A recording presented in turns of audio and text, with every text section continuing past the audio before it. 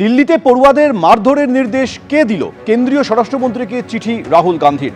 পড়ুয়াদের ওপর বর্বরোচিত হামলার জবাব চেয়ে অমিত শাহকে চিঠি লোকসভার বিরোধী দলনেতার। শান্তিপূর্ণ আন্দোলনে কেন বর্বরোচিত হামলা হলো প্রশ্ন রাহুল গান্ধীর। যুব সমাজের ওপর ছররা গুলি চালানোর নির্দেশ কি কেন্দ্রীয় সরকার দিয়েছিল? বলা হয়েছিল যে কোনো শান্তিপূর্ণ আন্দোলন গণতন্ত্রের পক্ষে গুরুত্বপূর্ণ। চিঠিতে উল্লেখ রাহুল গান্ধীর। পড়ুয়াদের ওপর হামলার ঘটনার দায় কার? অমিত শাহকে চিঠি দিয়ে জবাব চাইছেন রাহুল গান্ধী। এই প্রশ্নফাঁস রুখতে high powered committee task force गठনের ঘোষণा করেছেন প্রধানমন্ত্রী নরেন্দ্র মোदी। फ्रेंच विद्यार्थियों के भविष्य के लिए भारत सरकार लगातार अनेकविध कदम उठा रही है।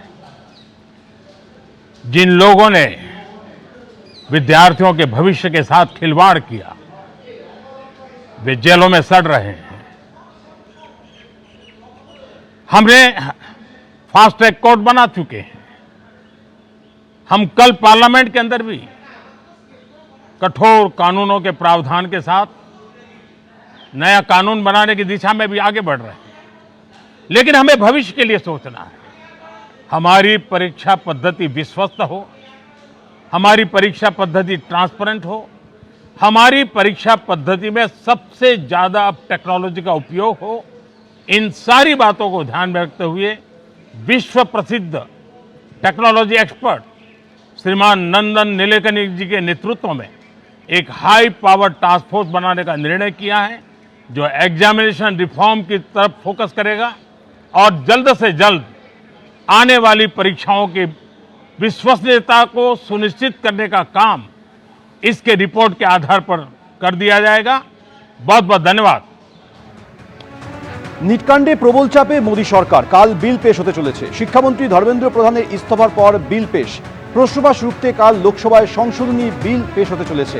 তার আগে প্রধানমন্ত্রী নরেন্দ্র মোদী আজ এই বিল বার্তা দিলেন। তিনি বললেন যে আগামীকাল যে বিল পেশ হতে চলেছে কঠোর আইন মেনে আগামী দিনে এই ধরনের প্রক্রিয়া আটকানোর জন্য তারা যাবতীয় পদক্ষেপ করতে চলেছেন।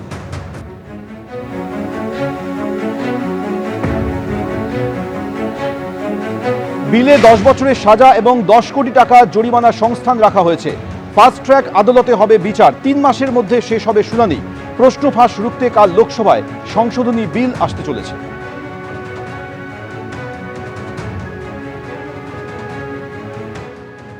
বিলটা পার্লামেন্টে আসা আরো আগে উচিত ছিল। মোটামুটি কড়া আইন বলতে এখন ধরুন ফর্জারি আছে, চিটিং আছে, যেগুলো ইন্ডিয়ান পেনাল কোড বা ভারতীয় ন্যায় সংহিতার যে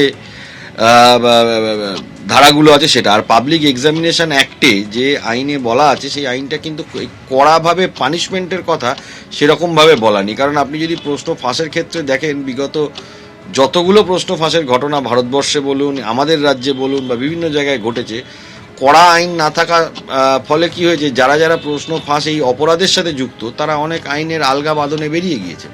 এটা স্পেশাল অ্যাক্ট করতে শুধু হবে না, এটাকে কিন্তু স্পেশাল কোর্ট, যেটা এই আইনের মাধ্যমে আসছে বলে আমি মনে করি, যেরকম ধরুন স্পেশাল অ্যাক্ট যেগুলো আছে ইউএপিএ, তারপরে আপনার ধরুন পক্সো, এগুলো তো স্পেশাল কোর্টে বিচার হয়।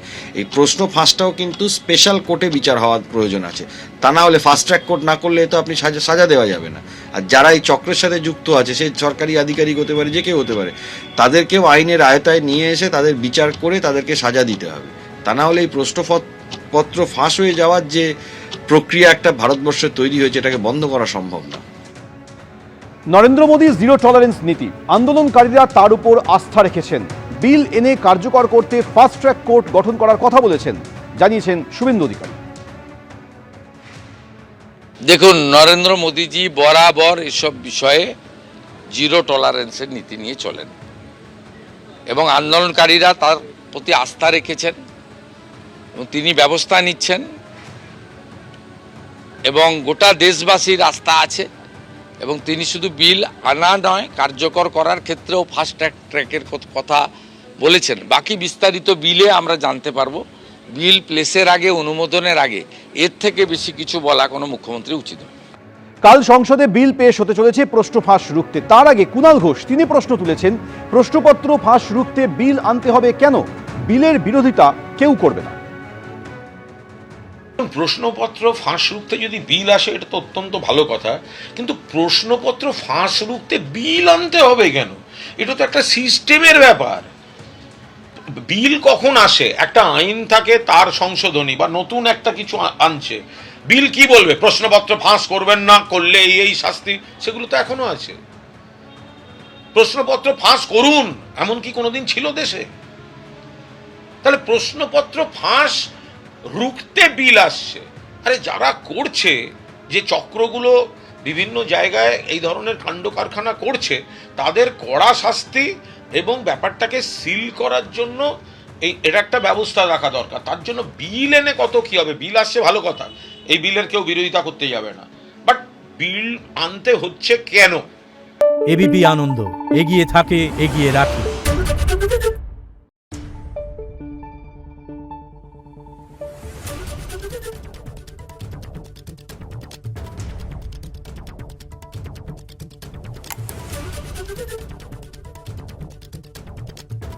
Thank you.